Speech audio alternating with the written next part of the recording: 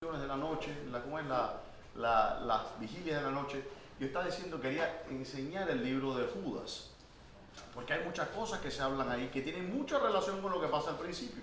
Y justo después de la reunión, la semana pasada, se me acercó el hermano ahí y me dice: pastor, con una sonrisa que siempre la identifica ella, pastor, sonriendo, y dice: ¿por qué no?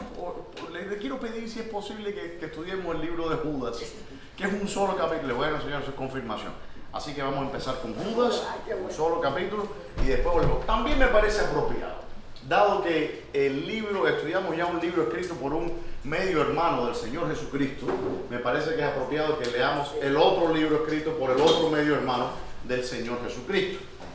Ok. Antes de empezar, tengo que decirles que este es un libro que ha sido controversial desde el principio. Otro más. Otro más. Este libro, pero a diferencia del libro de Santiago, Santiago fue controversial en la era de la Reforma. Pero Santiago fue aceptado por su antigüedad, por su autoría apostólica, y siempre fue recibido en la iglesia. El libro de Judas no. Fue uno de los libros que se llamó disputados cuando se estaba escribiendo el canon de las escrituras. Y la razón por la que el libro de Judas fue disputado fue porque la que fue aceptado fue porque la autoría era de un medio hermano del Señor Jesucristo y también apóstol. Alguien que busque Mateo 15:33, creo que está libre. A usted que le gusta ir raudo y veloz. Mateo 15:33. Y ahí vamos a ver un poco de quién era Judas, ¿no? Este Judas no se debe confundirse con Judas Iscariote, ¿no? Que el apóstol, que era el otro Judas. Ahora, antes de comenzar este libro, dado que después se aceptó por la autoría y por la antigüedad del libro, se aceptó como canónico, quiero también, antes de comenzar, aclarar ciertas cosas. La enseñanza que van a recibir del libro, ¿okay? Tal vez sea una enseñanza que sea conocida por algunos, tal vez no. Yo sé que existen muchas opiniones divergentes en cuanto a los temas que vamos a tocar. La escritura no nos da gran claridad en cuanto a estas cosas y también nos dice que no debemos saber más allá de lo que está escrito. Así que vamos a proceder siempre con humildad y con cautela. Les sugiero que escuchen la enseñanza hasta el final antes de formar una opinión. Y la razón por la que le digo esto es porque si usted comienza a formar opiniones antes de escuchar la enseñanza, no va a entender. Tiene que escuchar un todo. Aquino escribió un tratado, un compendio teológico, y él inicia en la introducción y dice: toda persona que pretende aprender algo debe comenzar por este paso, sometiéndose en todas las cosas a su maestro. Una vez que usted ha entendido la enseñanza del maestro, entonces usted puede cuestionarla, no antes. ¿Amén? Amén. Ok, entonces vamos allá. Que apunte sus preguntas. No, es decir, para el final. No me interesa que hagan preguntas en cuanto a que no sé qué, porque a veces dicen: pues yo tengo una pregunta, y uno dice: bueno, a mí me parece que tal cosa. Bueno, eso no es una pregunta, eso es ya darme una opinión. Pregunta, si usted necesita una claridad sobre un texto pertinente, yo no tengo problema con eso. Pero lo que no vamos a hacer por ahora, después al final, cuando terminemos el estudio, usted puede debatir lo que usted quiera, ¿no? Pero en este momento yo lo que necesito es que ustedes simplemente, si tienen preguntas, las hagan, pero no que confieran opiniones. Entiendan la enseñanza y después entonces vemos qué hacemos con eso. ¿Ok? ¿Claro? Amén. Ven. Clarín. Judas. Me dijo Clarín y yo me acordé de otra cosa.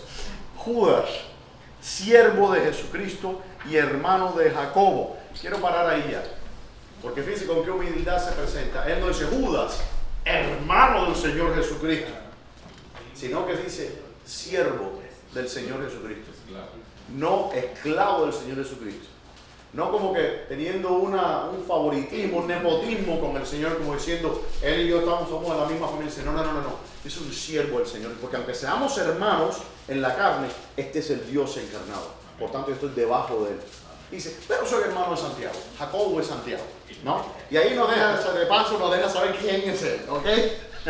Dice: siervo de Jesucristo y hermano de Jacobo. ¿A quién? A los llamados, ¿no? Eclectos. La palabra esta de los llamados viene de la palabra eclesia, eclectos, los llamados. La iglesia son aquellos que fueron llamados, ¿ok? Dice: a los llamados, santificados en Dios Padre y guardados en Jesucristo, misericordia y paz y amor os sean multiplicados. Qué linda introducción. Amados, por la gran solicitud que tenía de escribiros acerca de nuestra común salvación, me ha sido necesario escribiros, exhortándoos que contendáis ardientemente por la fe que ha sido una vez dada a los santos. Ok, aquí le está escribiendo, primeramente dice la fe que nos es común, que dice a nosotros. ¿Por qué tiene que decir que nos es común? Bueno, él siendo judío, probablemente estuviera escribiéndole a una congregación donde hubiesen gentiles también. Entonces la salvación que es común a los judíos y a los gentiles. Y aquí también hace una instación, ¿no existe esa palabra? No, los insta ¿a qué? A contender ardientemente por la fe que ha sido una vez dada a los santos. La fe no ha sido dada varias veces, fue dada una sola vez. Hay doctrinas falsas, como dice, si aún nosotros o un ángel del cielo os anunciara un evangelio diferente al que habéis creído y recibido, y esa cosa dice, maldición. Así que pues, si se aparece un ángel moroni por ahí y le dice que él le va a dar unas tablas de oro para que usted, eso es del diablo. Tiene que ser rechazado. La fe fue recibida una sola vez por las enseñanzas apostólicas. Una sola enseñanza, el querigma apostólico, la enseñanza, la proclamación apostólica. En eso está fundada nuestra fe. Amén. Sí, señor. Ok. Entonces, espérense, ¿por qué le manda él a estos santos a contender por la fe que les fue dada en común? ¿Qué es lo que estaba pasando? ¿Cuál es la amenaza más grande que estaba embatiendo a la iglesia en el primer siglo? ¿Quién me puede decir y quién me puede también traer un café? Ambas cosas. Dígame y tráigame café. Sí, pues. La amenaza más grande. La amenaza más grande que amenazaba la pureza de la fe cristiana. ¿Qué era? No. Gnosticismo. El gnosticismo. La herejía gnóstica. La herejía gnóstica. Y había una herejía en particular que era bien temprana, que era la herejía de Marción. Y Marción enseñaba que había un demiurgo y que el Antiguo Testamento no era libro divino, que solamente el Logos debía de ser adorado. Y que todo ese misticismo del Antiguo Testamento, de hecho él quemó todos los libros del Antiguo Testamento y algunos del Nuevo Testamento, solamente salvó el Evangelio de Marcos, las cartas apostólicas de Pablo y ¿qué otra cosa creo que salvó? Si no me equivoco, creo que eso es todo lo que salvó. Y todo lo demás dijo que era engaño de un demiurgo, del diablo. ¿Por qué? Porque había creado la materia. Recuerden que el gnosticismo es en contra de la materia. Materia mala, espíritu bueno. Entonces dice que hay que contender por la fe. Porque algunos hombres han entrado, que dice, encubiertamente, los que desde antes habían sido destinados para esta condenación, hombres impíos que convierten en libertinaje la gracia de nuestro Dios y niegan a Dios, el único soberano, y a nuestro Señor Jesucristo. Aquí viene la herejía gnóstica. ¿Recuerdan lo que enseñabas? La herejía gnóstica. Gracias, hermano. ¿Por qué dice que convierten en libertinaje? ¿Quién se acuerda lo que yo les comenté sobre la herejía? Estoy súper cansado hoy. La herejía gnóstica. A ver. Que decía que el físico era malo, el espíritu es bueno. No importaba que hicieron porque el espíritu era puro. Ellos, había como dos clases y una clase era que hacía lo que querían porque era el físico que pecaba, no ellos. Claro, si yo peco, y de ahí viene también uno lo que vimos cuando estamos hablando del calvinismo, la enseñanza de que, bueno, imagínate, Romanos 7, la naturaleza pecaminosa, ¿qué voy a hacer, pobrecito yo? Hay esta ley en mis miembros. Si el cuerpo es malo, entonces, ¿qué impide que yo fornique? Si el espíritu de todas maneras es puro. Y ellos empezaron a llenar esta doctrina. ¿Qué importa si yo fumo marihuana? O uso cocaína, o blasfemo? No soy yo el que está blasfemando, es mi carne. ¿Ves? Y esa es la enseñanza que había. No eres tú el que está pecando, no es tu espíritu. El espíritu es puro y bueno. Y el espíritu quiere ser liberado. Les voy a decir, esto viene. La herejía gnóstica es una herejía que tiene raíces en el platonismo. Platón nos habla en el diálogo del Faedo, bueno, en muchas partes en la República, pero en el Faedo específicamente, y si no me equivoco en el Critón también. Él dice el alma está atrapada en el cuerpo y desea ser liberada, Dice, el alma como un prisionero mira a través de los barrotes de los nervios, las venas y las articulaciones, como si fueran las barras en una prisión que espera ser liberada. De ahí viene el pensamiento gnóstico. Después en el siglo I hubieron un neoplatónico, un filósofo neoplatónico que se llamaba Plotino, ¿no? No era muy creativo el hombre, ¿no? Platón, Plotino. Y él enseñó que habían todas estas derivaciones, estas emanaciones del ser uno, ¿no? Del uno, del sumum bonum, el bien mayor, el bien más alto, que es lo que enseñaba también Platón, esa era su definición de la divinidad.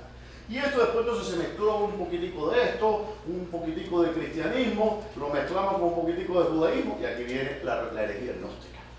Por tanto, si el cuerpo es malo, ¿okay?, irremisiblemente malo, irrescatablemente perdido, no puede rescatarse porque por naturaleza la carne, la materia es mala por naturaleza.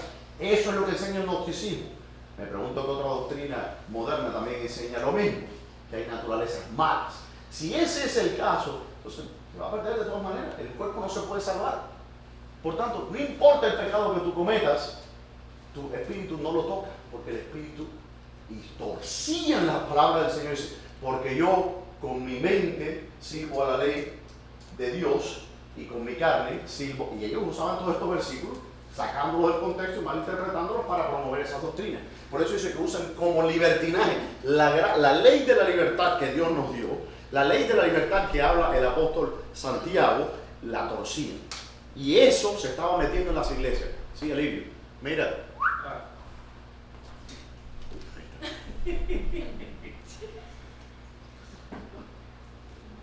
Bien.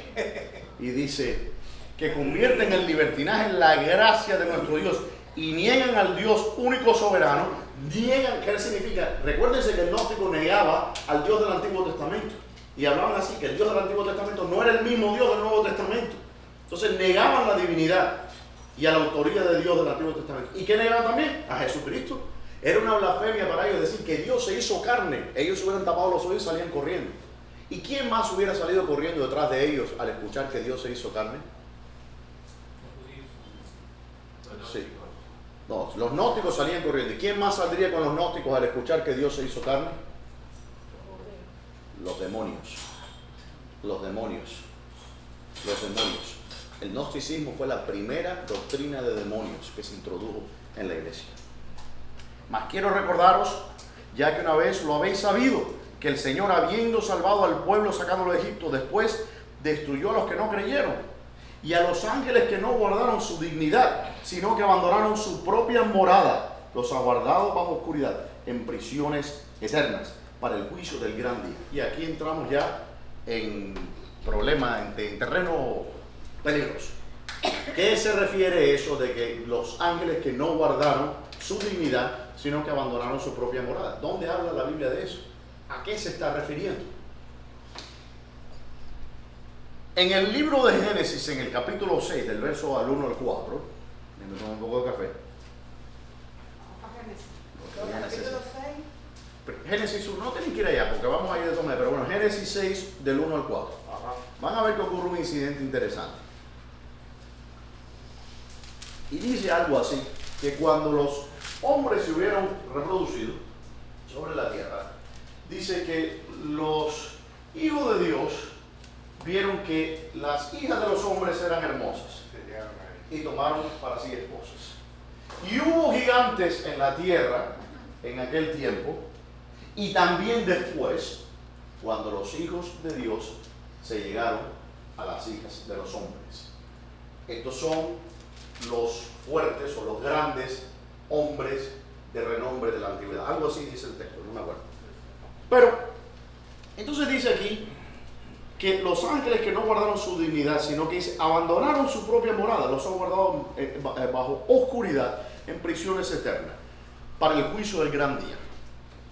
Y aquí vemos que lo que está diciendo el apóstol Judas es que esta unión ilegítima, esta unión impura, esta unión sacrílega de los ángeles del cielo, los hijos del Señor, Bene Elohim, en hebreo, los hijos de Dios,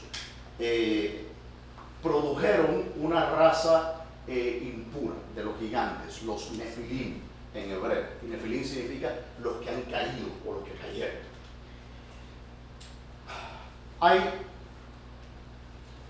varias formas de explicar esto. Hay dos formas, que son las que voy a hablar un poquito ahora, darle un preámbulo, porque esto lo vamos a profundizar más cuando lleguemos a Génesis.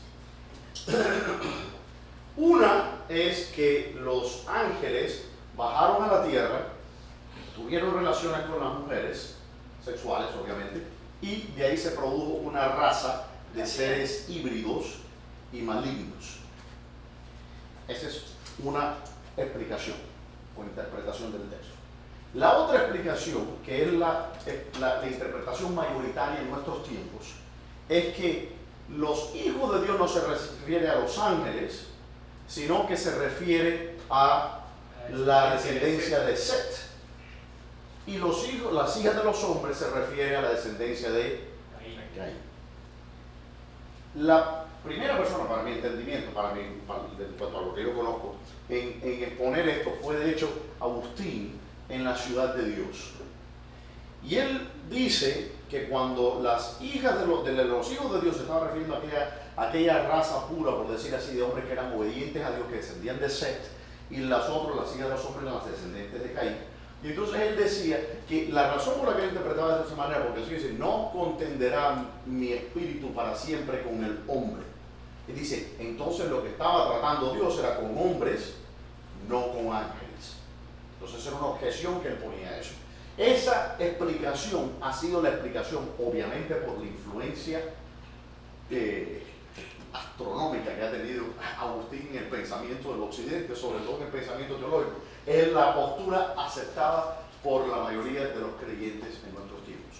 Aunque hay un resurgimiento de la comprensión, del entendimiento, de la interpretación judía en nuestros últimos tiempos, sobre todo por los escritos de un profesor de Bob Jones, creo que es de Bob Jones, él enseñó, que se llamaba Michael Heiser. Él falleció hace 2 años de cáncer del páncreas. Y él escribió un libro precisamente tratando de estos tópicos. Él era un escolar bíblico y un hebraísta, un gran conocedor de las escrituras. Y obviamente un creyente también. Bien, ¿cuántos han escuchado sobre estas dos posturas? La primera. Sí, de que se volvían gigantes. Los ángeles.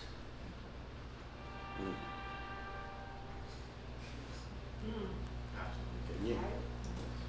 ¿Cuál era la propia morada de los ángeles? Ahí vamos a ver. Doctor, ¿cómo se llama el autor que dijo? Michael. Lo voy a escribir porque yo nunca fui bueno deletreando, hermano. Spelling. No, soy bueno en spelling, pero no soy bueno deletreando. Yo empiezo H, E, I, la cosita que tiene el puntillo, no, y entonces vamos a estar aquí esta mañana, ¿no? Ok, listo. Bien. Y latín. Él escribió un libro, yo tengo que decirlo, que está en inglés, los que estén interesados se los puedo prestar. Pero bueno, aquí habla y dice que estos ángeles dicen, no guardaron su dignidad. ¿Qué significa su dignidad? Significa su lugar, ¿ok? Su morada. Sino que dice que abandonaron su propia, ¿qué cosa? Morada. ¿A qué se refiere la morada? La morada no está hablando de la que los ángeles tenían unas casas allá arriba y dejaron su casa para venir aquí abajo. ¿Ok? Tanto para desempacar aquí que no se cuenta. Pero bueno, si usted va conmigo, de hecho yo tengo una cita aquí en mis anotaciones, van a 2 Corintios capítulo 5, verso 1. Usted va a ver lo que significa morada y a qué se refiere morada. Bueno. 2 Corintios 5, verso 1.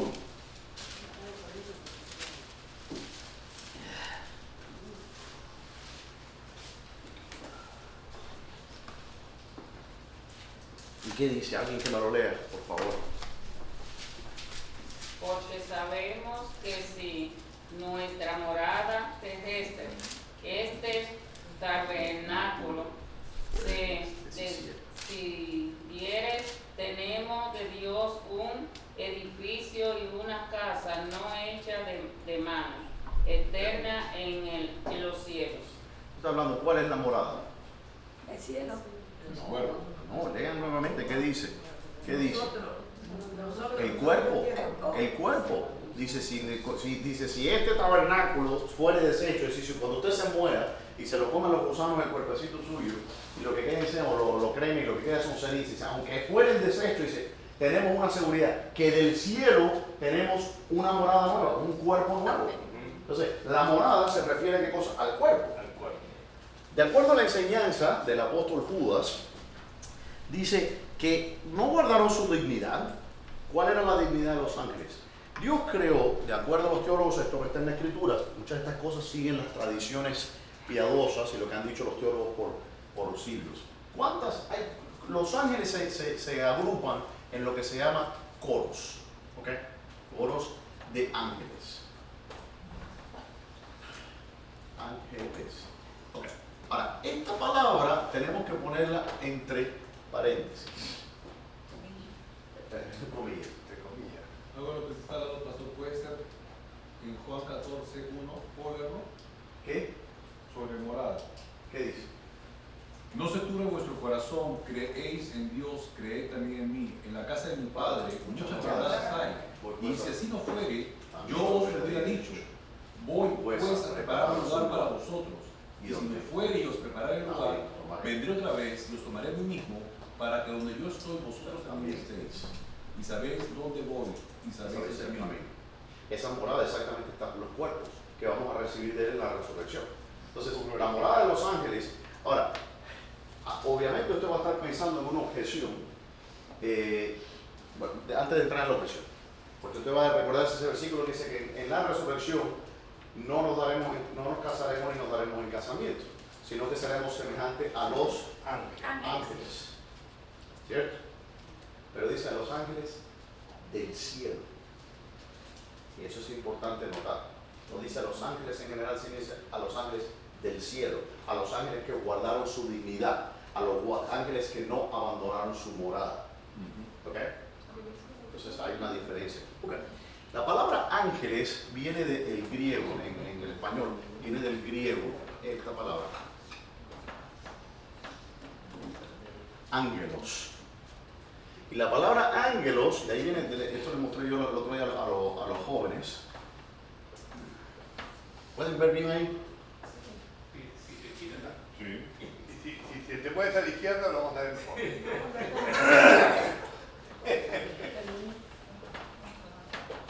Ups, no contigo. Pastor, pero una pregunta. Si estamos llegando a la conclusión de que la morada es el cuerpo, y si los ángeles abandonaron su propia morada, se abandonaron su cuerpo, y vinieron a la tierra y ¿cómo se llegaron ellos en espíritu? Buena pregunta, pero paso a paso. Porque le digo, hay mucho, la Biblia nos da, pero esto requiere. Hay mucho que pelar ahí. Hay mucho que pelar. Porque miren, vamos a entender, hay muchas preguntas que tenemos. ¿Por qué razón? ¿Cuál es el problema con Dios y Satanás? ¿Qué hacía la serpiente en el huerto del Edén? ¿Qué pasó en la Torre de Babel? ¿Qué pasó en el capítulo 6? ¿Por qué hubo un diluvio y Dios destruyó toda la tierra? ¿Qué pasó? Es decir, ¿cuáles son las consecuencias? ¿Qué pasa también el Señor cuando dice que Él descendió al infierno a espíritus? Dice que estaban encadenados desde el tiempo de Noé. ¿A qué se está refiriendo? Todas esas cosas vamos a entenderlas, pero sean pacientes, hermano. Hoy no lo voy a aprender todo. Hoy estamos como empezando a poner la base, las categorías. Okay. La palabra ángelos, ¿ok? Yo les puse aquí abajo, esta palabra es evangelion en griego, evangelio. Y yo quiero que usted vea la similitud entre esta palabrita aquí y esta otra.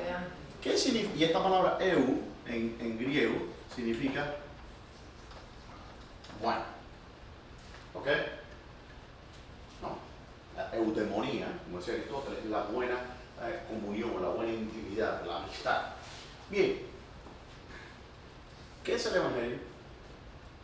Las buenas nuevas. Buenas nuevas, buenas noticias. Buenas, ¿ve? Mensajero. Buenas Mensaje. noticias o mensaje. Noticias o mensaje. ¿Y esto entonces qué es? Mensajero. Mensajero. Okay. Mensajero. Cuando el Señor le dice al apóstol Juan, mira, escribe una carta ¿a quién? Al ángel de Jesús. Al ángel de las iglesias. la carta a las iglesias, y de hecho, si ustedes miran el subtítulo, en la Biblia que lo dice, la carta a la iglesia, la carta no fue escrita a la iglesia, la carta fue escrita al ángel de la iglesia. ¿Quién es el ángel de la iglesia? El pastor. El pastor, el obispo, pero ahora, yo soy el ángel de esta iglesia. ¿Pero qué significa? ¿Que tengo alguna cualidad espiritual o una naturaleza que he llegado a subir una hora a salir? No. ¿Qué significa eso? Que soy el mensajero de la iglesia. Que soy el que trae el predicador de la iglesia, el que trae el mensaje a la iglesia. Por tanto, cuando Pablo le escribió una carta, por ejemplo, a la iglesia de Corintios, el que presidía, el pastor de la iglesia de Corintios, agarraba esa carta y la abría y la leía, porque él era el mensajero, el portavoz de Dios, por decir así. Evangelio, buenas nuevas. Ángelos, ¿qué cosa? Mensajero. Entonces significa que ángel no es una... Vamos a borrar un poquito, para que vayan viendo, porque se me está haciendo un poco... Lo que están viendo en la pizarra es la manera en que yo pienso, y a veces se me aturden los pensamientos. Por eso digo, ok, ángeles, ¿es qué cosa? No es una naturaleza. ¿Qué significa con eso? Que ángel Es un oficio. no es lo que se es, sino lo que se hace. ¿Okay? Entonces ya, si eso es lo que es ángel, aquí me está hablando de que estos fueron, que dice, ángeles que no guardan la morada. Entonces, estos ángeles son entonces, ¿qué cosa? Mensajeros. En la Escritura nos habla y le da un título a estos mensajeros. Hay 9, los grupos de ángeles se llaman coros, ¿ok? Coros. Y hay 9 coros de ángeles. Algunos de ellos lo describen en la Biblia. De hecho, ustedes están leyendo el libro de Colosenses con el pastor Ismael, está en eso. En el capítulo 1, donde dice que todas las cosas fueron creadas por Él y para Él, y dice así sea como, creo que dice trono, potestades, principados, Dominio. Alguien me lo dominio. Ok. ¿Alguien me puede hablar? A ver. 8.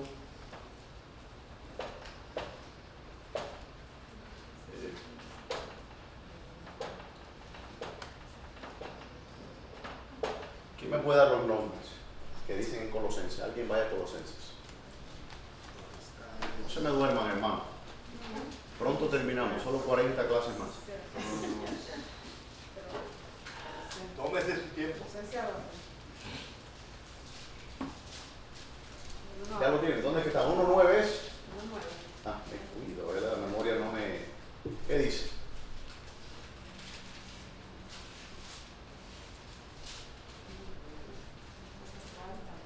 Por lo cual también nosotros, desde el día que lo oímos, no cesamos de orar por vosotros No. y de pedir que sean llenos de No. conocimiento de su voluntad.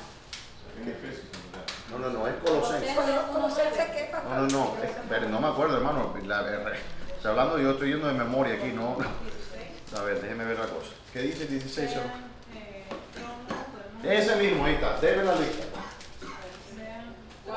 Pero empiecen de atrás para adelante. Empiecen con el último primero. Potestades. Primero es tronos. No. Por el último. Empiecen por el último y de marcha atrás. Poderes. Potestades. Potestades. Principados. Espérese. Potestades. Principados. Dominios, ¿no? Tronos. Dominios. Tronos.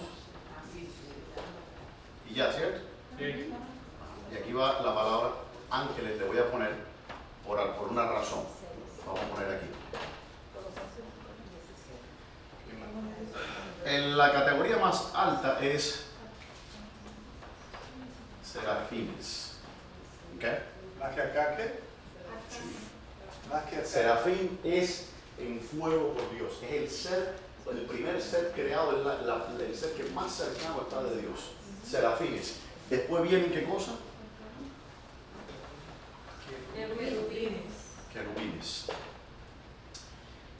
hecho, tengo que, ok, querubines. Después vienen tronos, estoy aquí mandando. Después viene dominio. Pastor, y los serafines y arcángeles.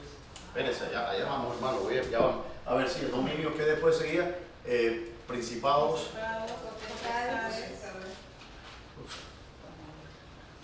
potestades y dominios, ¿no? No, dominio, principados, potestades. Y después de potestades, Son 4 en Colosenses. Potestades. Tronos, dominios, potestades y principados. ajá. Entonces aquí viene lo que se llama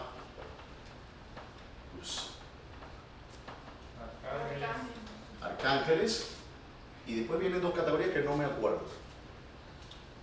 Me faltan dos categorías. A ver, Están los terafines también. serafines. No, Quiero. terafines. Hay también terafines. Bueno, en la Biblia está el terafín.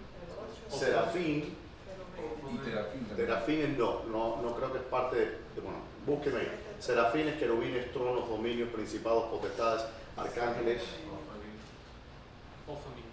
¿Eh? No. Arcángeles, después venía ángeles, me falta uno.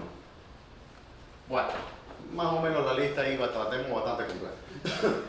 Sí, me falta uno. Ok. ¿Verdad? En Jueces y en Oseas hablan de los terafines. De los terafines. Bueno, no sé si será lo mismo que serafín. No sé, tendría que ver eso. Yo sé que la definición clásica que nos ha venido desde la antigüedad ha tenido esta. Wait, did you put cherubim? Sí, querubines. Pastor, ¿y los seres vivientes? ¿Eh? Están los seres vivientes que tienen... Esos son serafines. Esos son Dominions. Porque fíjense, los serafines, la peculiaridad que tienen los serafines es que tienen 6 alas. Y que con 6 alas, con 2 alas se cubre la cara, se cubre los pies, y son los que están más presentes al Señor. Entonces los querubines son protectores. Después los tronos son esos son coros, aquí pueden haber multitudes de ángeles, ¿no? Estos tronos son los que están por encima de los dominios y los principados. Los dominios y los principados son los que están sobre las naciones. ¿Okay? Cuando habla, por ejemplo, el príncipe de la potestad del aire, el príncipe de Persia, etc. Estos son los que gobiernan. ¿Okay? Piensa en una estructura como de un imperio, ¿no? Cómo se gobierna, cómo se rige el mundo. Los dominios, si no me equivoco, eran los que estaban puestos, según lo que decía la tradición clásica, los que se encargaban de que todas las cosas en el universo, las leyes físicas, etcétera, funcionaran bien.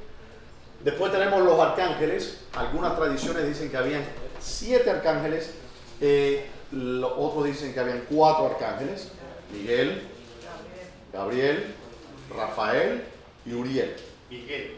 Miguel. Sí, Miguel, Gabriel, Rafael y Uriel. Y habían otros más que se mencionan, otros un total de 7. Ok, no es tan importante eso, solo quiero que tengan más o menos una idea de que esos son los coros o categorías de ángeles. No importa, Como organigramas.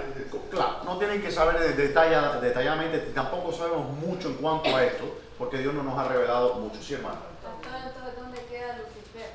Bueno, allá vamos. Lucifer. Este está abajo. ¿Eh? No, porque él fue un ángel del Señor. Ah. Fue ángel. Pero Ahora, ahora no caído. es algo interesante.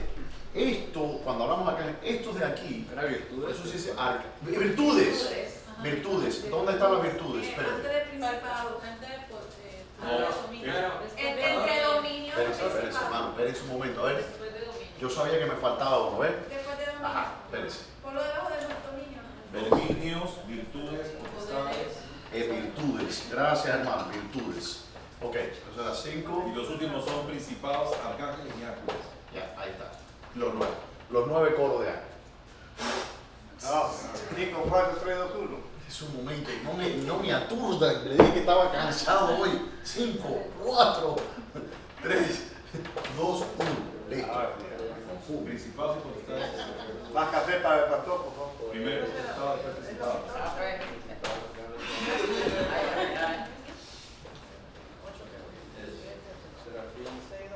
Principado. Cuando Satanás cayó, y Satanás está aquí, Querubín. oh querubín protector, cómo fueron creadas todas estas cosas el día de tu creación.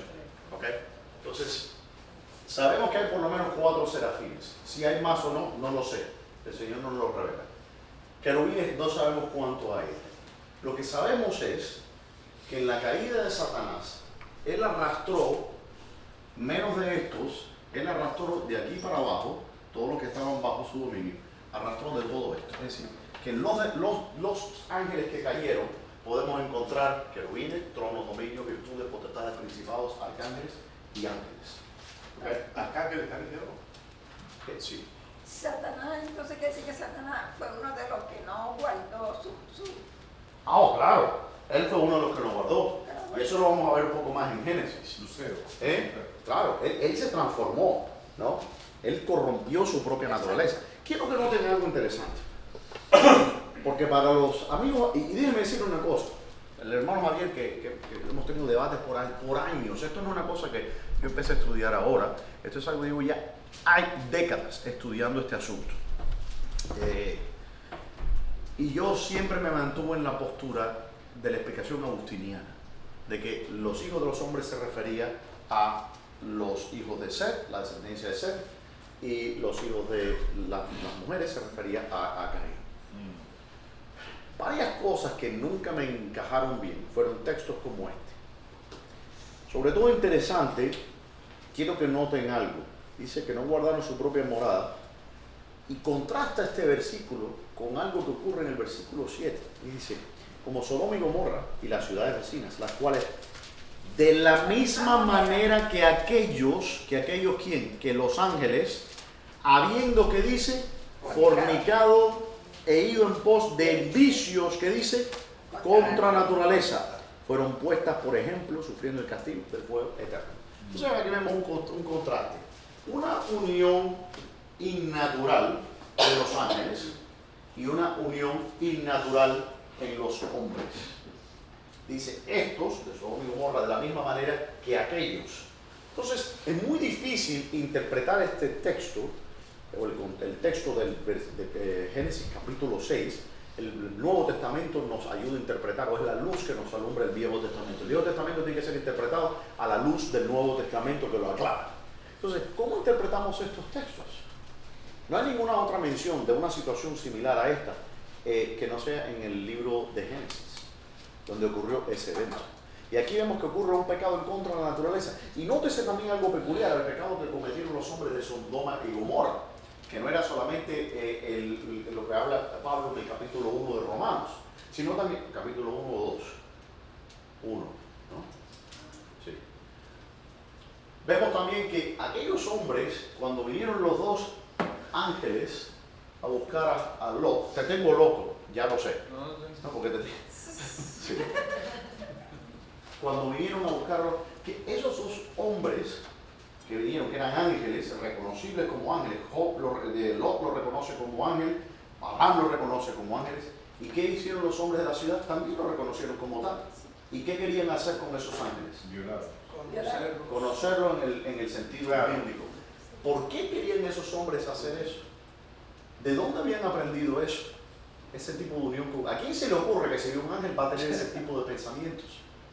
¿No? Algo interesante, un detalle interesante sobre la historia. Sí, hermano. No, yo dije que cuando habla esto de los ángeles, contra la naturaleza se encendieron en su lascivia, dice. Paró contra eso no son los ángeles, son los hombres. Los hombres, y dejando el uso a la De naturaleza. la mujer. Se encendieron la silla unos con otros, hombres cometiendo, dice, actos, ¿cómo dice? Recibiendo en sí mismo la retribución debida a su extravío. No, entonces aquí vemos que ¿qué ocurre? Los ángeles cometen un pecado contra su naturaleza, porque los ángeles del cielo no se casan ni se dan en casamiento. Y estos ángeles vienen y se unen a las mujeres. Y de la misma manera que el hombre, abandonando el uso natural, dice las mujeres del hombre y del hombre de la mujer, etc., cometen un acto similar en contra de la naturaleza. ¿No? Entonces por eso los contrasta en el versículo 6. Si nosotros decimos que eso se está refiriendo a la descendencia de Seth, ese contraste entre el 6 y el 5, el 6 y el 7 no tiene sentido. No tiene sentido que diga como aquellos, ¿no? Además de que está haciendo uso de los ángeles que no guardaron la morada. Vamos a entrar en otro detalle cuando lleguemos a la construcción de la Torre de Babel. Y vamos a ver otro detalle más que aparece ahí, que nos va a ayudar un poco a entender Ustedes me han escuchado muchas veces en la predicación que decir, nosotros pensamos obviamente que el Señor Jesucristo murió por nuestros pecados, para limpiarnos, para rescatar la raza humana. Pero eso no fue todo lo que Él hizo. Él hizo mucho más. Él trajo una reestructuración del orden cósmico. Él avergonzó a todos estos ángeles que habían caído. Y Él hizo lo que estos ángeles querían hacer. Ellos querían ser padres ¿de qué? De sus propios hijos. Querían unir la naturaleza espiritual a la naturaleza animal o humana. Y eso lo hace Dios en la encarnación del Señor Jesucristo, donde el Señor, el Dios Todopoderoso, hace la unión perfecta entre Dios y el hombre. Y estos malvados demonios lo que querían hacer es precisamente una imitación abominable de la perfección de Dios, de las cosas de Dios. Ok. Pastor, una pregunta. También hay algunos autores que dicen que Luceros, sabiendo o pensando en lo que el Señor quería hacer, quería como que trastornar la raza humana para que no haya una descendencia completamente humana. Hay una teoría que lo que querían era corromper la raza humana para que no hubiera podido ocurrir una encarnación, claro.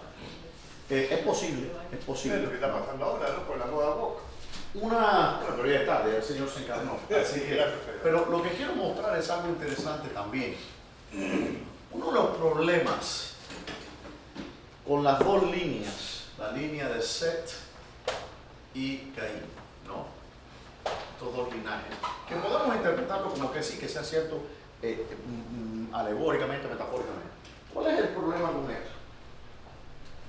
Agustín escribe este libro ya cuando él estaba después de la más café, creo que sea hermano. Ahorita empiezo a correr. Miren, yo después estoy como, y después empiezo a hablar en lenguas. Y cuando viene empiezo a ungir a las personas. Aquí empiezo a ungir, a profetizar. Ay Dios, me subo arriba del piano. Bueno, no me den más cafeína. Decreta. Empiezo a decretar. Ya Agustín, recuerden la problemática de Agustín. Agustín pensaba que el pecado original era transmisible, ¿no? Que era heredado de padre a hijo. Y que era el pecado original era una naturaleza pecaminosa. Ya eso lo vimos, ya ese burro está más que matado, ¿no? Ya vimos que no existe tal cosa como una naturaleza pecaminosa. Y que el pecado del hombre no pudo tocar la naturaleza del hombre. Eso lo vemos ampliamente. El Señor nunca maldijo al hombre diciendo de aquí en adelante tu naturaleza será. Lo que pasó fue que la muerte entró. Y lo que se hereda entonces es la muerte, la condenación. Pero no dice que le damos el pecado. No lo hereda. Okay. Pero esta postura es una postura calvinista. Aquí estamos diciendo que los descendientes de esta raza, ¿no?, son malos. Malos por naturaleza, ¿no? Y los llama entonces las hijas de los hombres. Y esta gente aquí de Set, por ser hijos de Set, son todos buenos y santitos. Y estos son los hijos de Dios.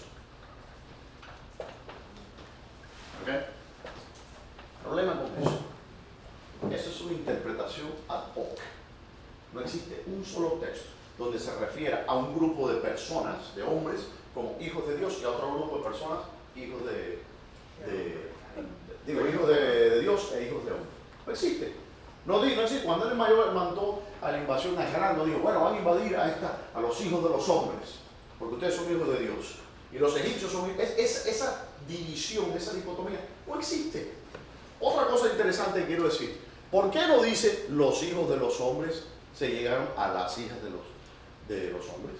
¿Por qué cae que todo lo que cae en este, si este es el caso, por qué aquí todo es femenino y aquí todo es masculino?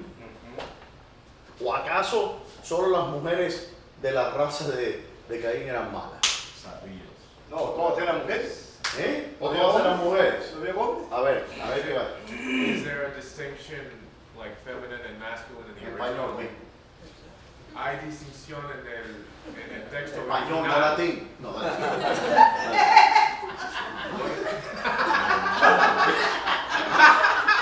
Mamá, si nos vamos a reír de los hermanos con discreción. Pero in the original text, is there a masculine masculine, feminine distinction? Yeah. Okay. And in fact, en español, de hecho, cuando habla de los hijos de los hombres, ¿sabe cuál es la palabra que usa en hebreo? Hijo de Dios. No, cuando habla de las hijas de los hombres, Ah, hija. ¿qué palabra usa? Eva. Ha'adam. Ha'adam. La palabra hombre en hebreo es ¿qué cosa? ¿Cómo se dice hombre en hebreo? Adán. Ish. ¿Y cómo se dice mujer? Isha. Isha. ¿En serio? Okay. Isha. Okay. Pero sin embargo, cuando en lo que está escrito en los textos originales, él dice, si le voy a leer literalmente lo que dice, y los hijos de Dios, Bene Elohim, los hijos de Dios se llegaron a las hijas de Adán, a las hijas de Adán. Ahí matiza un poco la cosa. No ¿Sí es o no? hijo de los hombres. Bueno, se traduce Entiende. a Adán como hombre, ¿no? Pero es ser humano. Pero lo que dice, pero lo curioso es que ese es el término que usa las hijas de Adán, es decir, la raza humana.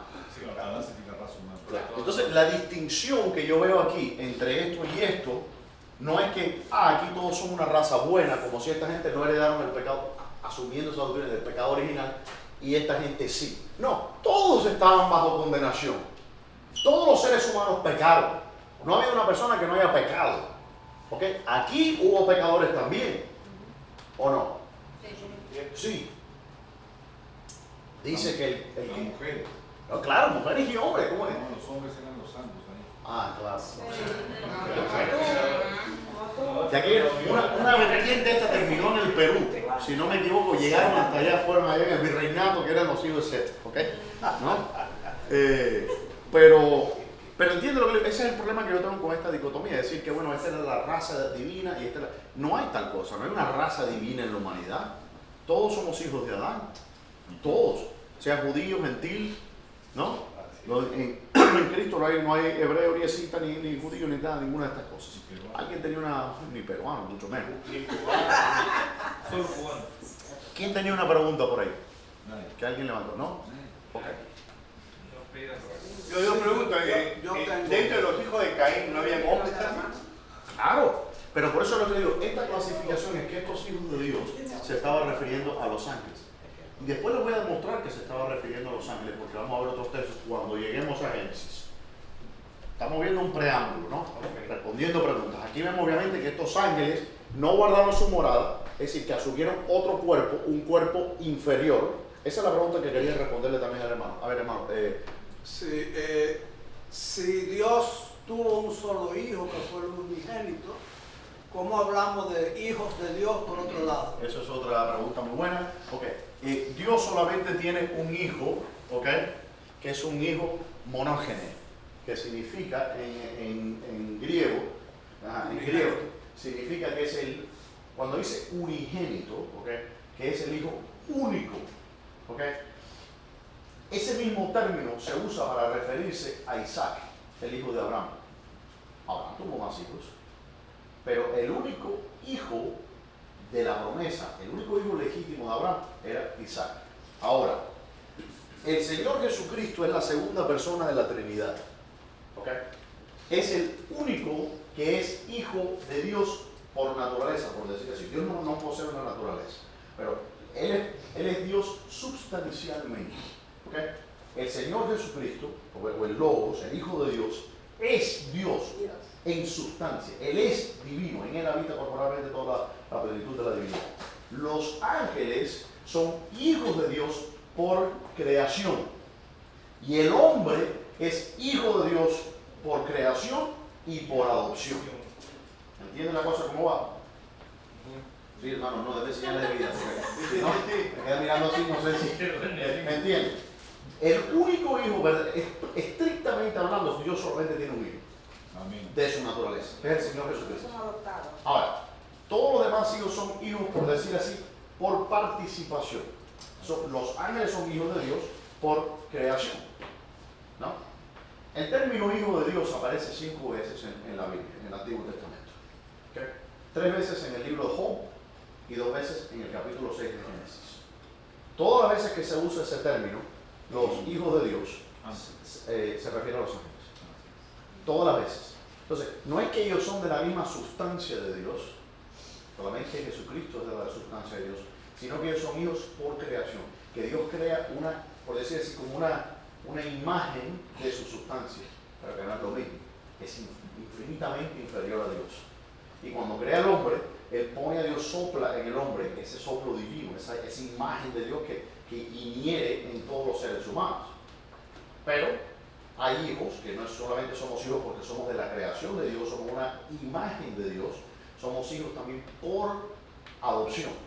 Y en ese sentido, eso ya nos lleva un poco de análisis de lo que significa cuando nosotros heredemos el cuerpo, que es la adopción como hijos.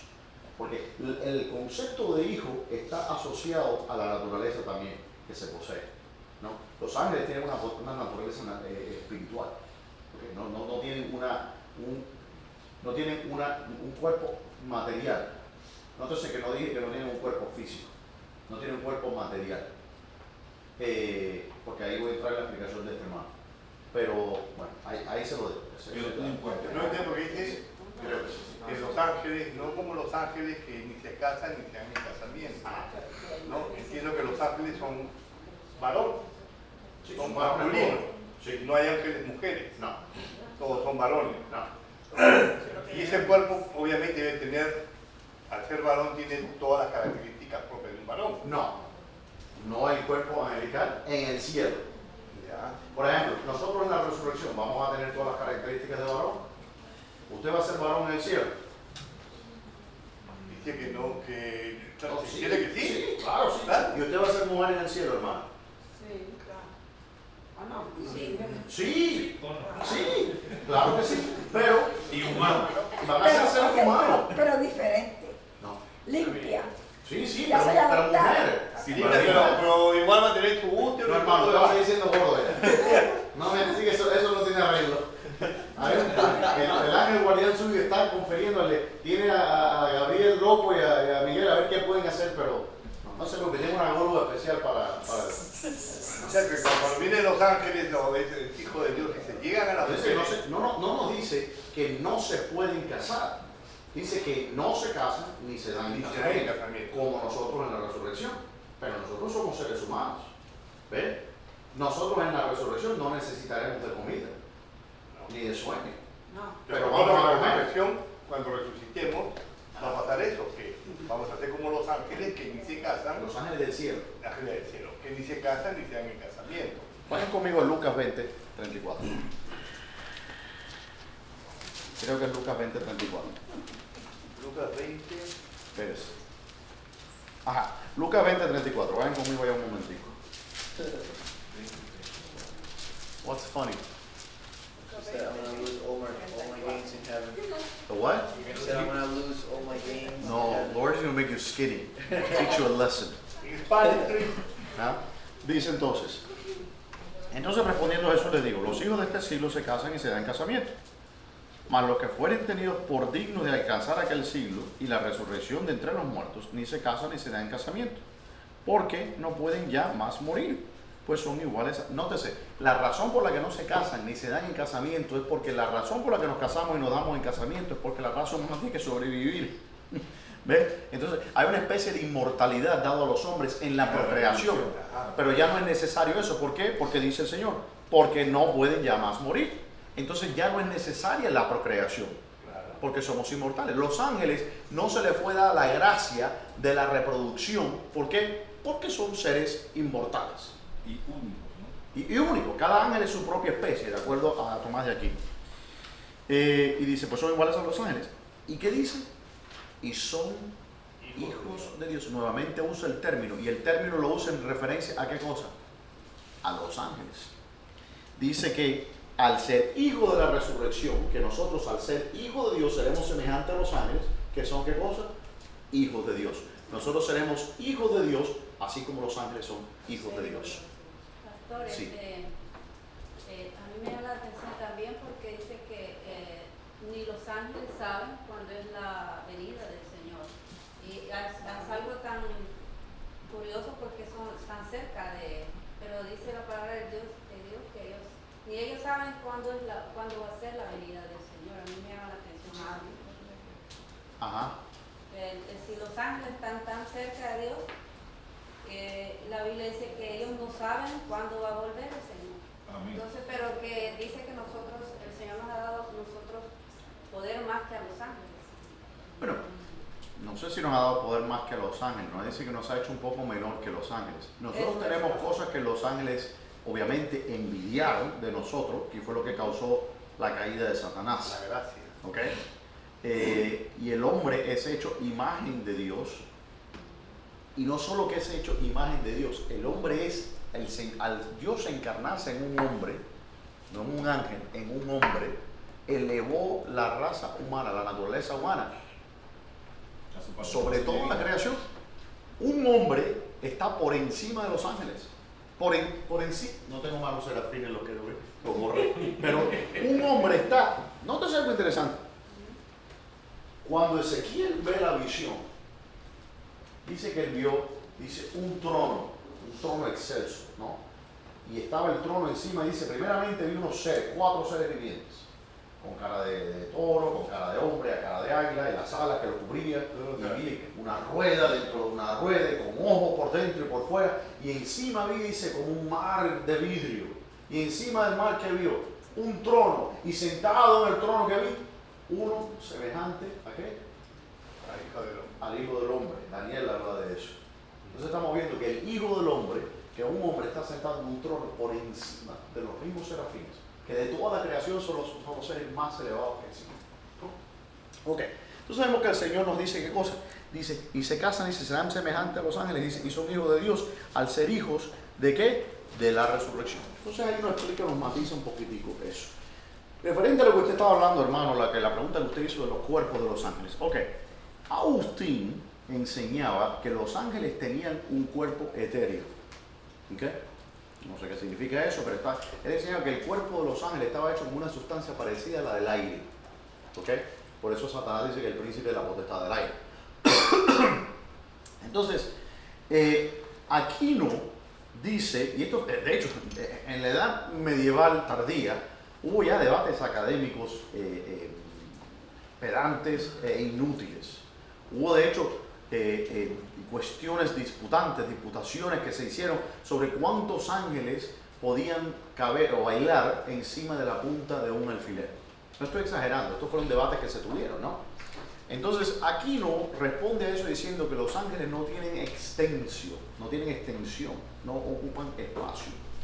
Ahora, la discrepancia que yo tengo, es decir, me pararé, Agustín enseñaba que los ángeles estaban hechos de una sustancia de un cuerpo aéreo o etéreo, y que Aquino decía que no estaban hechos de ninguna materia, de ninguna sustancia, ¿no? Esa ha sido la posición dominante, incluso hasta nuestros tiempos, porque la mayoría de los teólogos piensan cuando ven esto. Mi postura es que los ángeles tienen que tener un cuerpo. ¿Por qué? Porque solamente Dios es incorpóreo. Incorpóreo, ¿qué es lo que significa tener un cuerpo? Cuerpo está contenido en algo también. Es que tiene límite. Así es. ¿Ok? No, es límite, no tiene límite. ¿Qué le ahí? Limité. No, No, sí tenía, estaba bien. Y usted diciéndome que no, ¿por qué razón? No, está bien. Límite, claro. No, ¿sí? Límite. Una palabra esdrújula. Es verdad. Una palabra esdrújula. Esdrújula. Agudas, graves, esdrújulas. Entonces, el cuerpo tiene límites. Solamente Dios no tiene límites, es inmarcesible. Todas las cosas creadas tienen que tener un cuerpo, en cuanto a que todas las cosas creadas tienen límite. Tienen una espacio y tiempo. Claro. Y el Señor no lo tiene.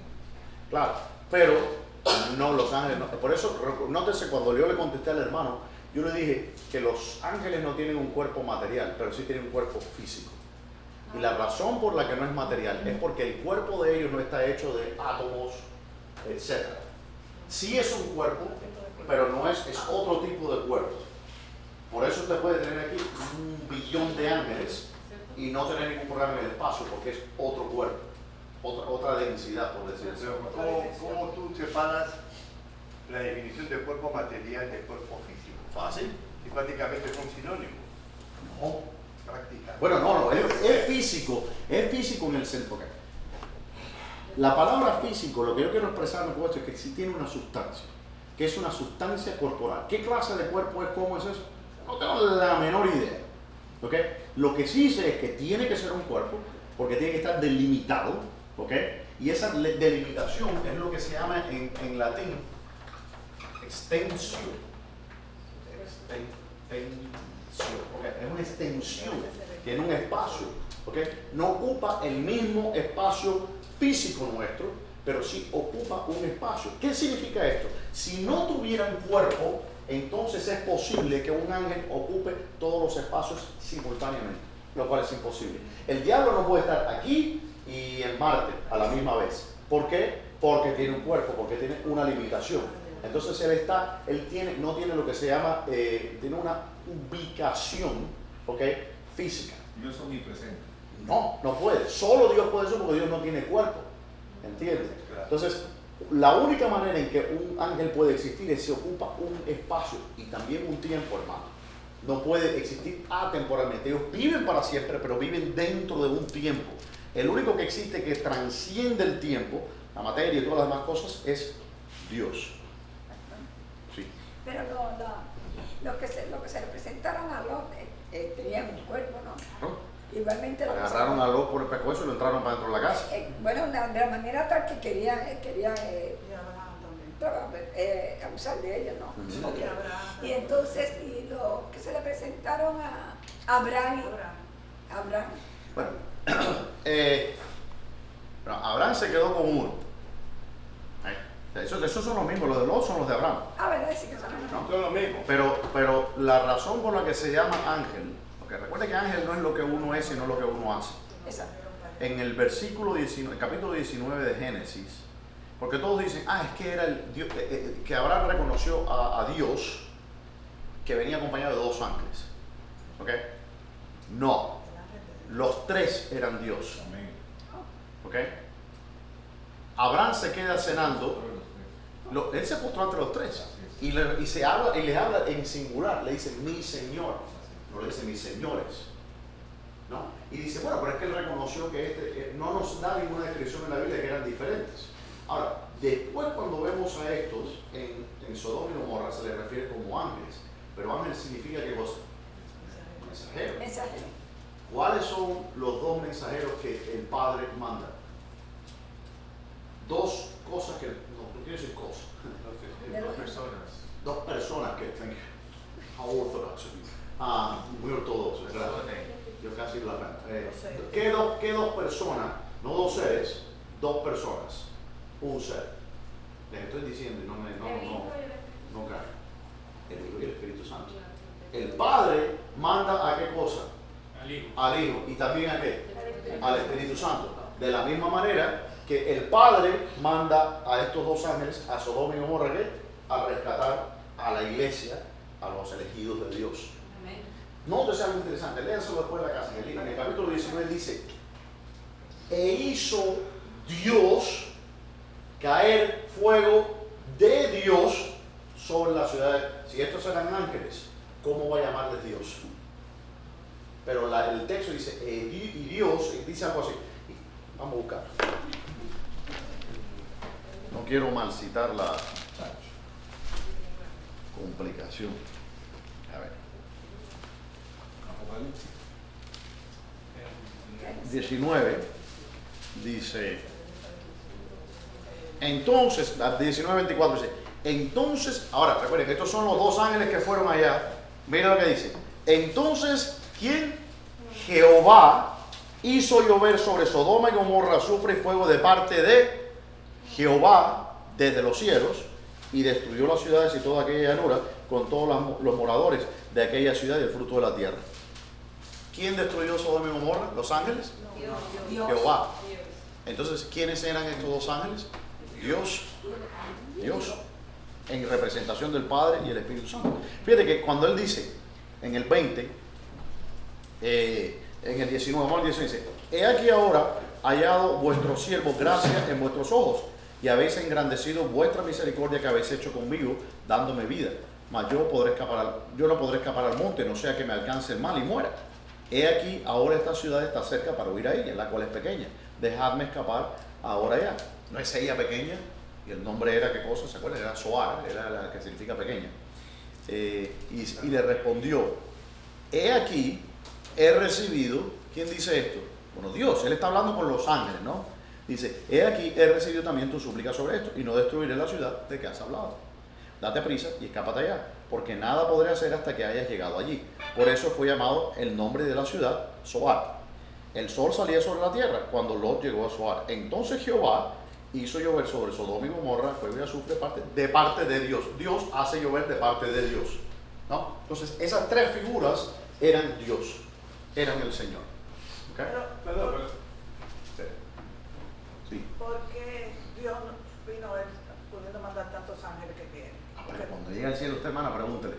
A ver por qué Dios hizo eso. Porque pero yo no como que teniendo tantos ángeles, entonces iré a eso. Porque hay cosas que se llaman en el Antiguo Testamento teofanías. Y una teofanía es cuando Dios mismo se manifiesta. Usualmente aparece bajo el nombre del ángel de Jehová, o aparece con la gloria de Dios, etc.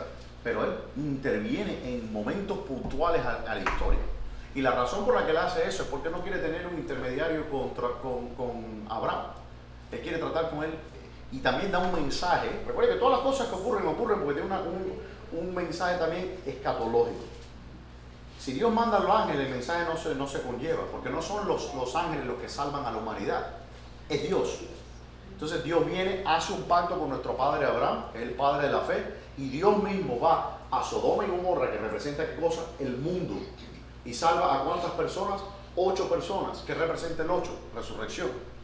El Señor Jesucristo resucitó en el 8º día, ¿no? Entonces viene y saca a 8 personas de la destrucción del mundo. ¿Y quiénes son los que lo sacan? Bueno, el Espíritu Santo y el Hijo. El mismo Dios. El mismo Dios. Entonces por eso es que Dios mismo va a hacer eso. Dios se divide entonces. No. Pero Dios no está demasiado ocupado para estar cogiendo para Dios es todas las cosas que ocurren. Dios no se puede dividir. Es imposible que Dios se divida. Deja las otras cosas. Usted está pensando en Dios en una forma antropomórfica, como si Dios, si lo veo, hermano, ya voy con ustedes. Dios no puede dividirse porque Dios no tiene cuerpo. Ahora, Dios puede, estar en diferentes sitios. No es que puede, es que Él está no es que Él está en diferentes sitios, es que todos los sitios están en Dios. El universo existe porque está en la mente de Dios. El universo no existe por acá y Dios está por este otro lado. Dios está en el universo. El universo está en Dios. O sea que Dios lo compone. Él lo llena todo. Lo llena todo. Todo está en Él. No hay nada fuera de Él. ¿Entiende? ¿Cómo le doy una analogía que pueda entender? Vamos a decir que usted tiene un sueño y se está imaginando unos personajes en el sueño, etcétera, ¿no? Todos esos personajes del sueño están en su mente. Son el resultado de su mente. Dios está en todas partes. Ahora, hay momentos, por ejemplo, cuando decía que la presencia de Dios estaba en el templo de Dios, no significa que Dios no estaba en ninguna otra parte. Dios estaba en todo el mundo porque todo el mundo está en Él. Ahora, cuando dice que Dios estaba en un lugar específico, se estaba refiriendo a que Dios estaba teniendo una relación específica con esa persona. Entonces era una reflexión más bien con la criatura o la criatura que con Dios que está en todas partes. ¿No? Como si fuera una parte de Dios. No es parte, no puede usar esos términos. Dios no tiene parte, Dios no tiene cuerpo, Dios no se divide. Entonces, si usted piensa en categorías como, bueno, Dios estaba aquí, yo sé que nos confunde porque vio a 3 personas aparecerse frente a Abraham, ¿no? Pero no es que, en el momento en que Dios estaba hablando con Abraham, ¿dónde estaba Dios? No estaba en el cielo. No, Dios estaba en el cielo. El Espíritu de Dios, entonces. No el Espíritu, Dios. Dios es Espíritu, Padre, Hijo y Espíritu Santo. Los 3 son espíritus. Es un misterio también. Y por ende son Esas son las cosas que dice la omnipresentes. palabra. Es un misterio, pero si lo pueden entender, que nosotros tenemos categorías. Nosotros, los seres humanos, un filósofo muy famoso llamado Immanuel Kant, nos dijo que el ser humano no puede tener ninguna idea en su mente que no tenga dos condiciones como forma, dos formas de condición de posibilidad de percepción, que son espacio y tiempo. Usted no puede concebir, si yo le digo, cierre los ojos e imagínese nada, usted va a ver un espacio negro vacío. Eso es algo.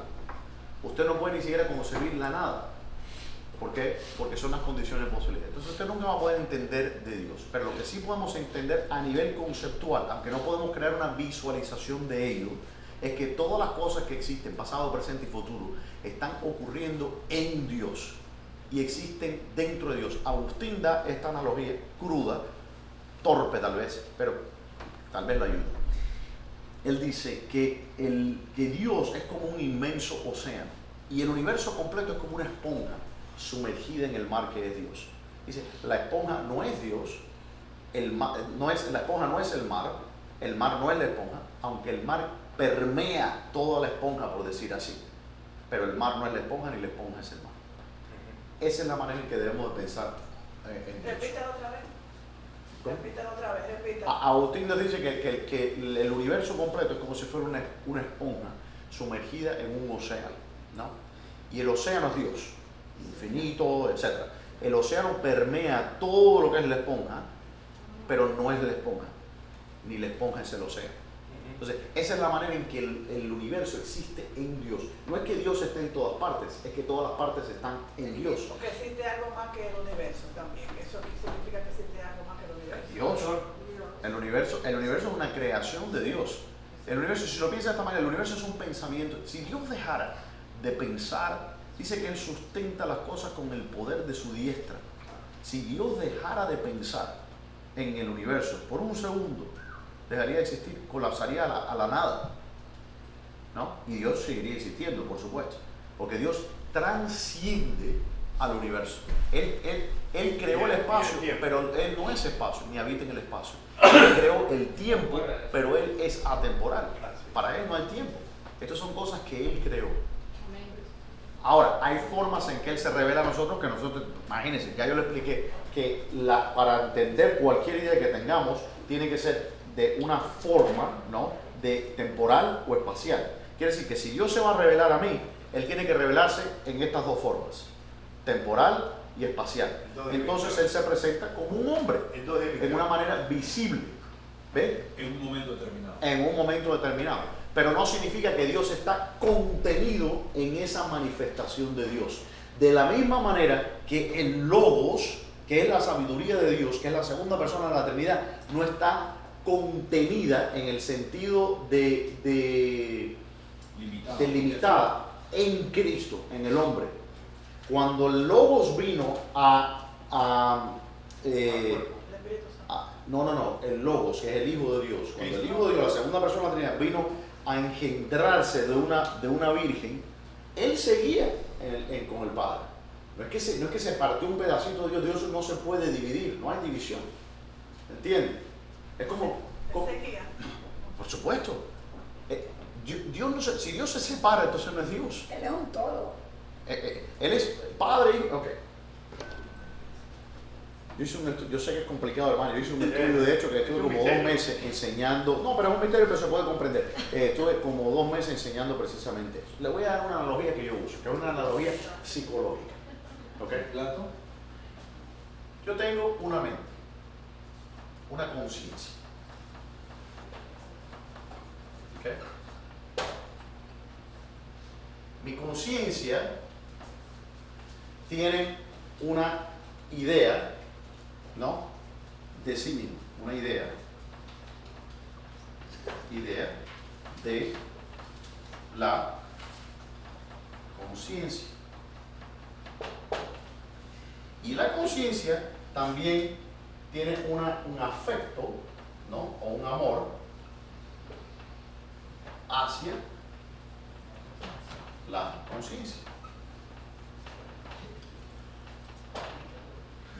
Cuando usted piensa y tiene un concepto de sí mismo, propio de sí mismo, y tiene un amor propio, estos no son tres cosas separadas. La mente o las ideas están hechas de la misma sustancia que la mente. Las ideas son de la misma sustancia mental de las cosas.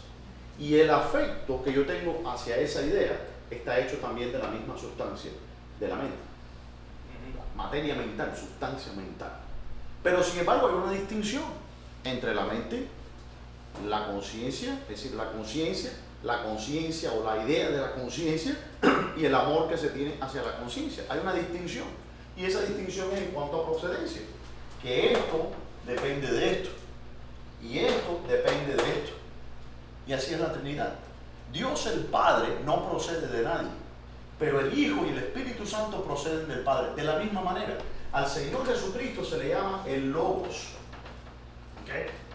Y el Logos significa, en griego, de ahí viene la palabra lógica, biología o estudio de, significa la palabra idea, o sabiduría, o conocimiento, etc. ¿no? Entonces, la razón. Y por eso dice la palabra. La palabra, Él es el verbo de Dios. Ahora, Dios siempre ha tenido una conciencia o una idea de sí mismo. Porque si en algún momento Dios no hubiera tenido una idea de sí mismo, entonces no sería Dios. Por tanto, la idea que Dios tiene de sí mismo es coeterna con Dios. En cuanto a que Dios existe, Dios se conoce a sí mismo. De la misma manera que la idea que Dios tiene de sí mismo tiene que ser de la misma sustancia del Padre. ¿Por qué? Porque si fuera diferente, entonces esa idea sería inferior al Padre. Y por tanto no sería una idea de sí mismo, porque sería una idea de algo inferior. Por tanto, la idea tiene que ser igual en sustancia al Padre. Entonces, Cristo, o Jesús, mejor dicho, el Hijo, no Jesús, el Logos, el Hijo, es de la misma sustancia, por eso dice en el credo de Nicea, dice consubstancialis Padre, de la misma sustancia que el Padre, y eterno. Y de la misma manera, el amor que Dios tiene hacia sí mismo, porque Él es el más bien, es perfección pura, por tanto Él tiene una crisis, una inclinación, una atracción hacia esa idea del bien sumo, que es el mismo. Ese vínculo es el amor. Por eso dice Pedro que Dios es amor. Dios es amor sustancialmente, en esencia. La esencia de Dios es amor porque el Padre siempre amó a su Hijo. Y el Señor Jesucristo dice, deseo tener aquella gloria que tuve contigo antes de la creación del mundo. Entonces, eso, lo que estamos expresando en la Trinidad, es la dinámica de la mente que Dios es, porque Dios es una mente pura. Aquí lo llama un actus puro, no hay ninguna potencialidad en él. Entonces, la mente es indivisible. Yo puedo dividir un cerebro, pero no puedo dividir una mente. ¿Ves? No puedo dividir una idea. De la misma manera que Dios es indivisible. Aunque Dios, porque es omnipotente, se puede manifestar a un hombre en una manera que el hombre pueda percibirlo. ¿Aclara eso más o menos? Sí. No espero que le quede claro de todo, pero entonces Jesucristo cuando vino aquí a la tierra, ya no estaba en el cielo. Sí, estaba en el cielo. ¿Cómo? Le explico, hermana, que no puede ser dividido. Entonces ahora cuando volvió con su cuerpo para cuando allá, Él vino, el descender y ascender, sí. Okay, todo eso ocurre en Dios. Sí. No estamos hablando de un cambio físico, de lugar. Todo eso ocurre en la mente de Dios. Pero cuando Jesucristo subió al cielo, Sí. subió con un cuerpo. Sí. Y ahí va a estar con un cuerpo. Sí, pero es que el cielo está en Dios. Y Jesucristo está. Cuando Jesucristo se manifiesta, es la segunda persona de Dios que se manifiesta. Y Dios estaba ahí engendrando y el Espíritu Santo estaba, la Trinidad completa estaba presente con el Señor Jesucristo siempre. Dice que el Padre siempre está diciendo, tú nunca me abandonas. El vínculo siempre está ahí, donde quiera que esté el Logos, está el Padre y el Espíritu Santo. Pero dice en la cruz, ¿por qué me abandonaste? Padre? Cuando Él dice, ¿por qué me abandonaste? Él estaba citando el Salmo número 22. Es el Eli lama sabachthani. Los salmos se conocían por el nombre del salmo que iniciaba, o el primer verso que iniciaba ese salmo. Y la razón por la que él dice eso es precisamente para que la gente fuera y viera la profecía que había sido hecha referente a la crucifixión. Esa es una. Segundo, dice en el libro de Hebreos, dice que él no tomó en cuenta ser igual a Dios como cosa que aferrarse, sino que se despojó a sí mismo. Dios se niega a sí mismo para salvar a la humanidad. ¿Okay? Una pregunta con respecto a la parte física de los ángeles, de los hijos de Dios, cuerpo físico, cuerpo material. Y tú me dices que bueno, no tienen un cuerpo físico, sino un cuerpo material. No, al revés. Sí tienen un cuerpo físico, no un cuerpo material. Oh, ya, porque la única forma de poderse llegar a las hijas de los hombres no era teniendo relaciones sexuales con... Hay dos maneras de poder, hermana Elizabeth. Sí. Y eso significa que ellos también tenían ADN, tenían... No. Le hago una pregunta. A ver. Eso es una postura materialista, ¿no? Porque ¿qué le pregunto? La vida no es material.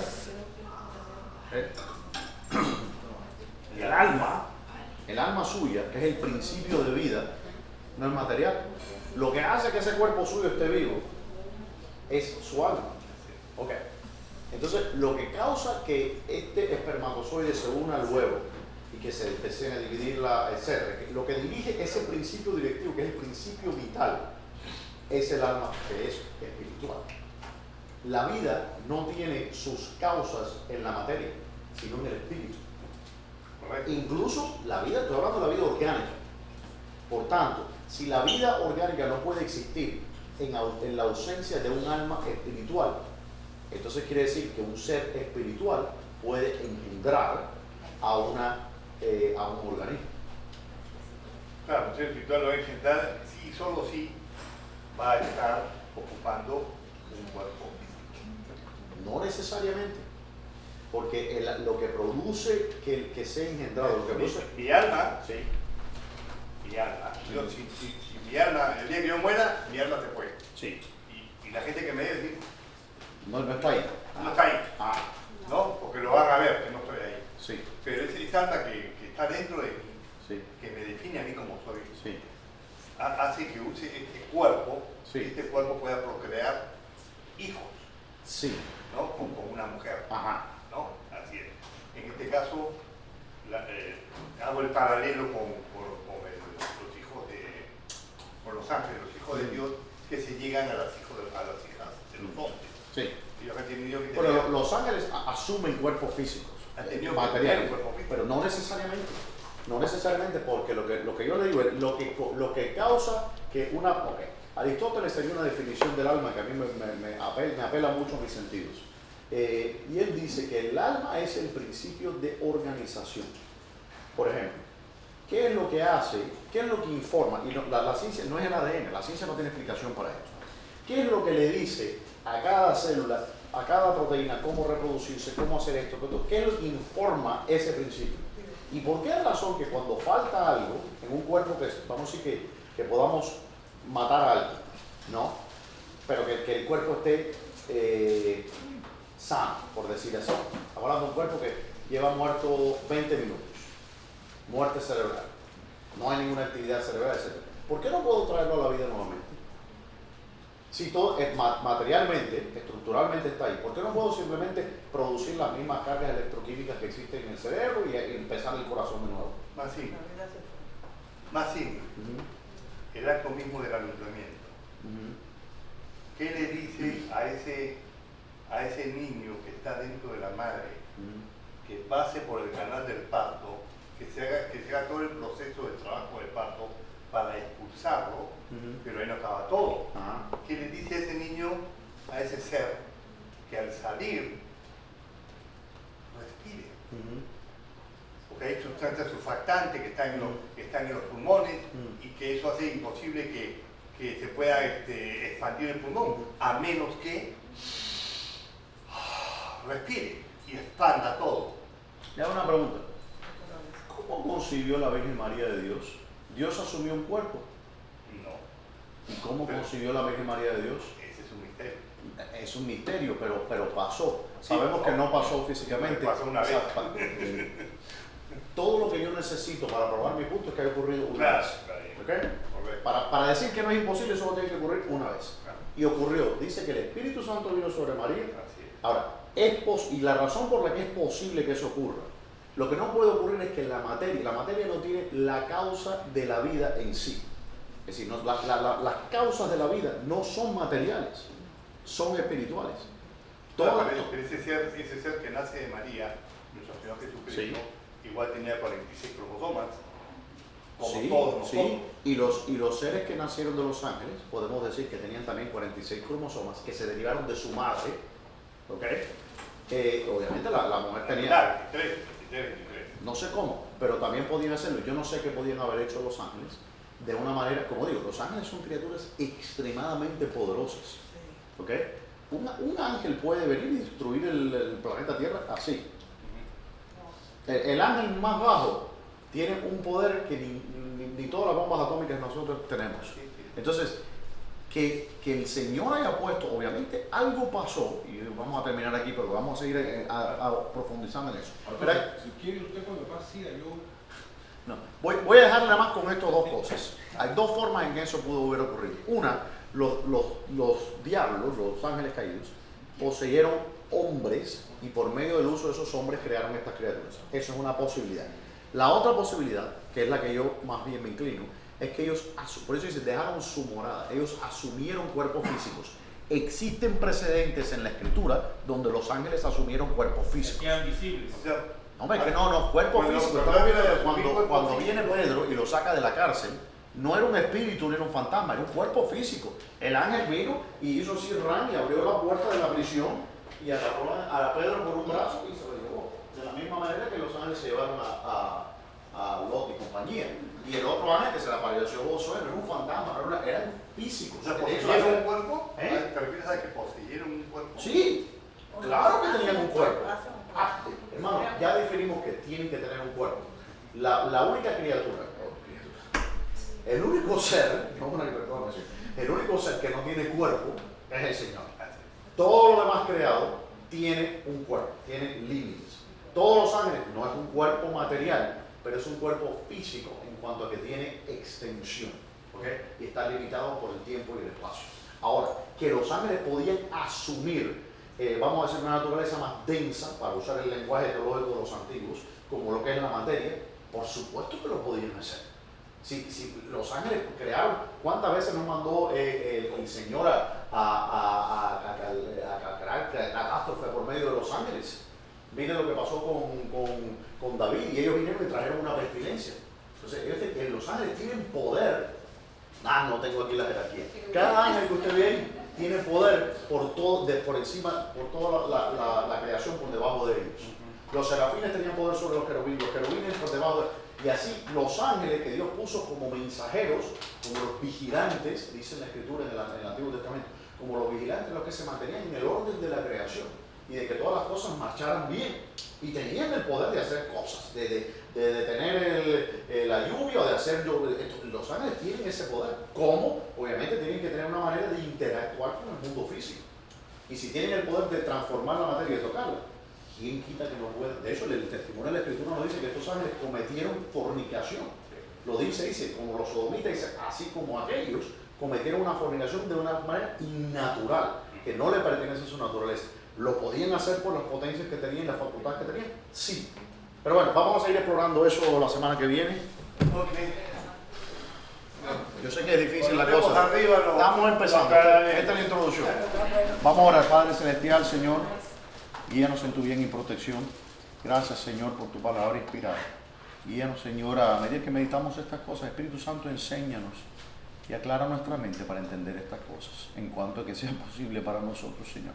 Y te damos gracias por las cosas que tú nos has revelado. En el nombre de Jesús. Amén.